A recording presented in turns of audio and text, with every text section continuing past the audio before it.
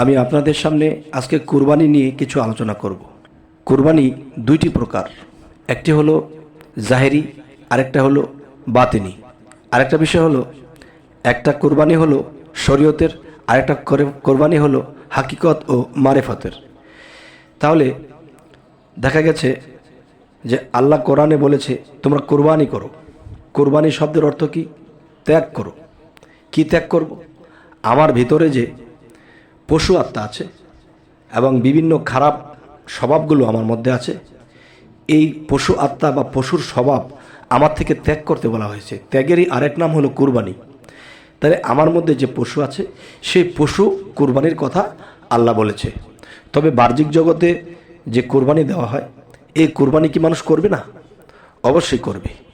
এই কুরবানিগুলো যখন মানুষ করবে তখন দেখা যায় যে আল্লাহ কোরআনে আরও একটি জায়গায় বলেছে যে হজ করতে যারা গিয়েছিল দূর থেকে প্রদবজে, তখন কিন্তু বলা হয়েছিল যে তোমরা যারা দূর থেকে প্রদবজে মক্কার দিকে এসেছে, কাবার দিকে এসেছে, তোমরা তাদেরকে চতুষ্পদ জন্তু জবা করে তোমরা এদেরকে খেতে দিও।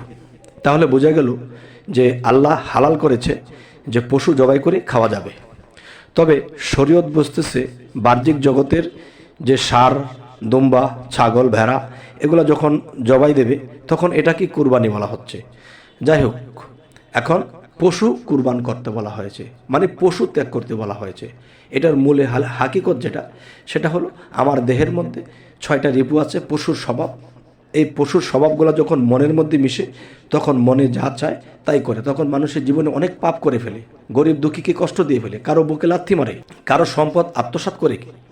তখনই বলা হয়েছে যে তোমরা পশু কুরবান করো। তার মানে তোমাদের মধ্যে পশুর স্বভাব যে আছে এগুলো কুরবান করো বা ত্যাগ করো। এটাই হলো মূল হাকিকত কুরবানি।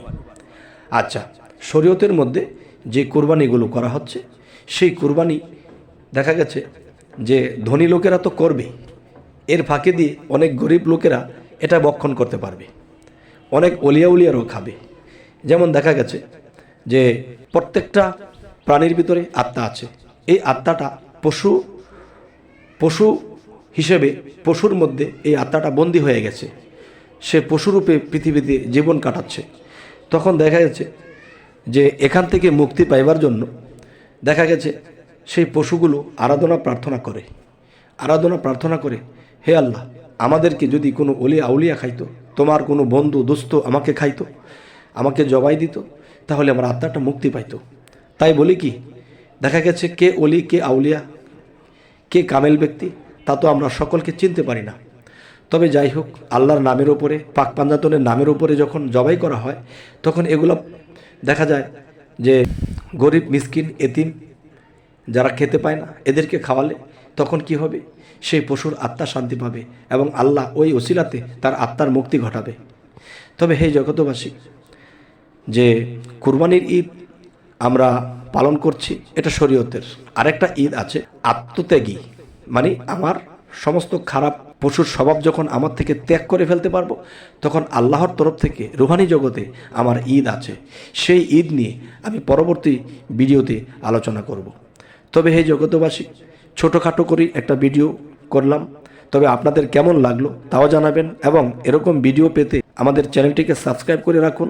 পরবর্তীতে আপনাদের সামনে যেন আমরা ভালো কোনো আলোচনা নিয়ে হাজির হইতে পারি। তো সকলে ভালো থাকবেন। আল্লাহ হাফিজ।